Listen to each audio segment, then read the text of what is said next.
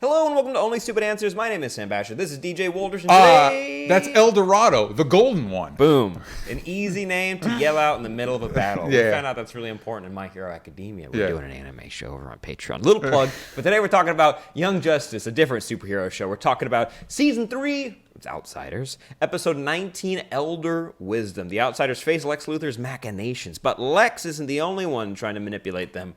No, this was pretty cool. So we had our heroes deployed in a not real African country, but the politics of it seemed very real. So we're dealing with Lex's being the UN, what would you say, the secretary? Yeah, The top guy, chief UN guy. For the United States, I'm going to guess, or because there's a Security Council at the United Nations. Okay, we're talking about superhero shows, but they do try to treat it with some seriousness. Yeah. So he's the main representative, at least for the United States. Yeah. Or the voice box for the United Nations and how they feel about the current superhero climate. Yeah, he's definitely kind of in charge about how they're handling the superhero climate. And I'm going to be honest with you, it's a little bit, because it is so close to like real politics, it is exhausting. It's frustrating, and I do like that. In our world where we try to take superhero stories and try to make them more realistic, this take on it I appreciate more than just being like, if you got punched, all your bones would fly out of your mouth, right? And it's like, that's not the fun part of putting this in the real world. Politics arguably might not be a fun way of doing it either, but I enjoy it so far.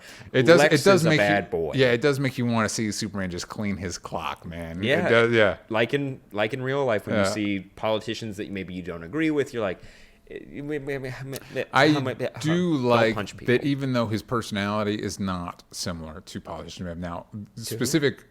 Lex Luthor's personality is not a specific analog to politicians we currently have. His phrasing of things and word choices are definitely coded to current political stuff. Boom. Yeah. That's how they do. That's how. I mean, if you guys are upset about that, read a comic at any point in history, and that's what it is. Or literature, or see a movie or a TV show. Just how it is. Yeah. So we see. I do like, though, how he proves this point. Clearly, this entire encounter where we have the Resistance fighters attacking specifically then, and one of them being a meta teen who's under control of somebody else. It's everything was meant to happen because Lex wanted it to happen. Yeah.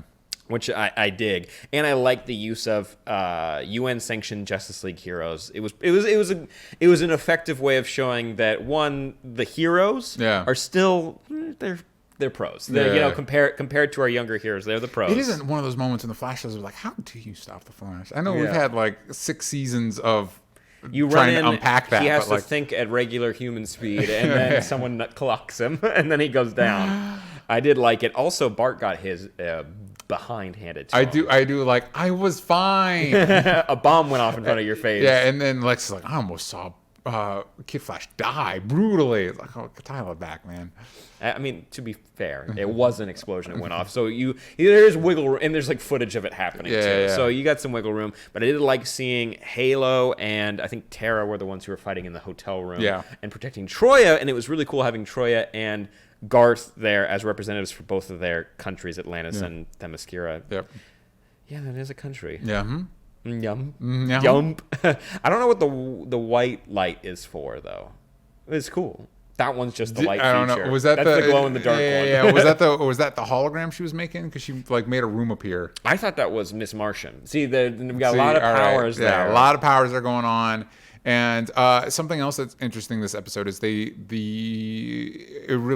talking about being more realistic. The parental guardians come in and have opinions about.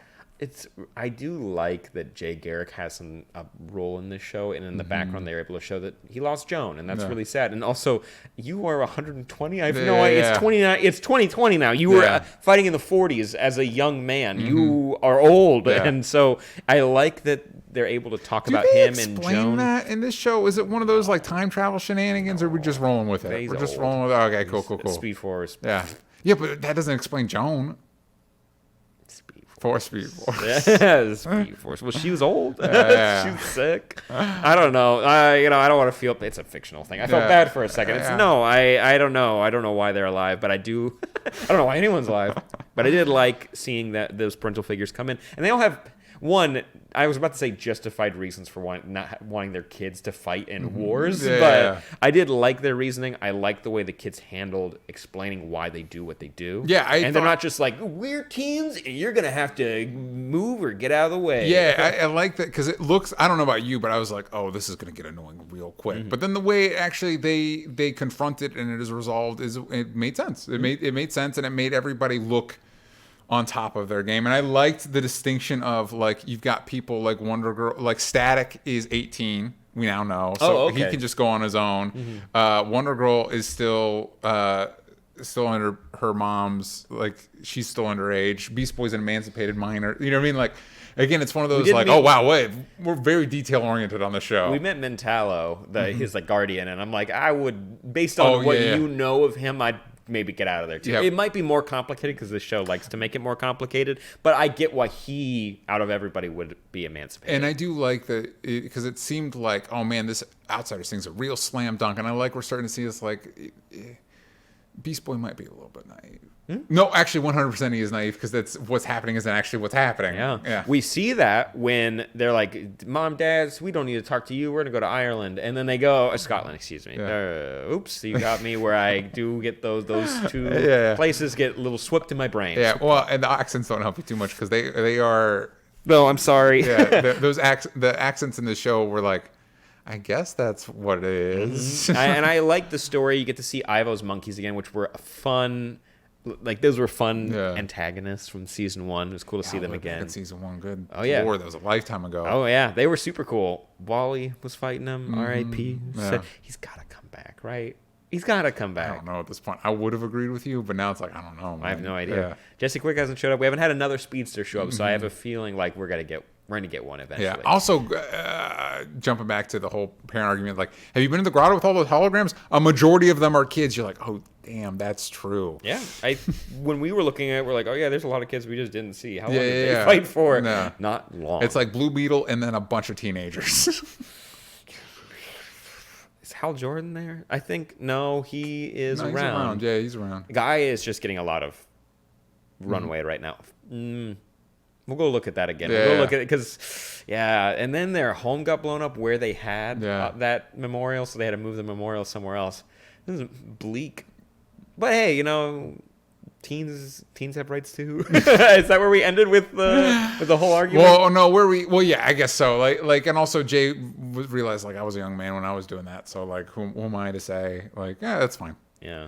That's right. We got to get these kids out there. We do. That's the whole point of the show. If they don't fight, what are we doing? We're going to need more heroes, ASAP. But I don't know if I like this, but I like that when we see, but what I'm mentioning is that Batman and Miss Martian and our crew, our motley crew, they did some serious manipulating of the Outsiders. They falsified an entire event and pinned it on Lex Luthor. Like, you're wrong here. But it definitely feels like a Batman thing to do. Yeah, which 100%. I like it. I really like, because I recall, help me remember, I recall at the beginning of the season, they had Wonder Woman as their liaison because Superman would not let any of this go down. But I like that Wonder Woman's like, no, this is not okay. We've definitely crossed the line at this point. They have 100%. They really messed up here, and I want to see them have to grapple with it, and I want to see our older heroes, because I do like that you kind of put them into a slightly antagonistic position. They're not, but they're making decisions that are harmful to the rest of our cast that we do like. So I want to see them have to grapple with that, like how we saw Halo have to own up to what she is responsible for when it comes to Brion and Tara. Her body. It is more complicated. I did like that they gave Geoforce. Yeah, we already know all this. Your body died, and then it merged with a mother box, and then just to catch the rest of us up. And it's more of, you hid the secret, and also you should give someone time to process that the person that you've loved is in a way responsible for what happened to your parents or had a hand in it. Yeah.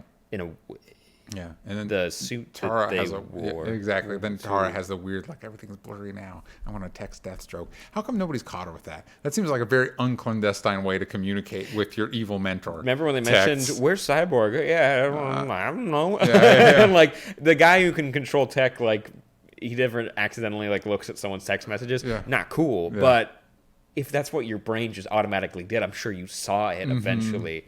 Or should keep tabs on it. You guys should have a tech guy. Yeah. I know Barbara Gordon's doing some important work.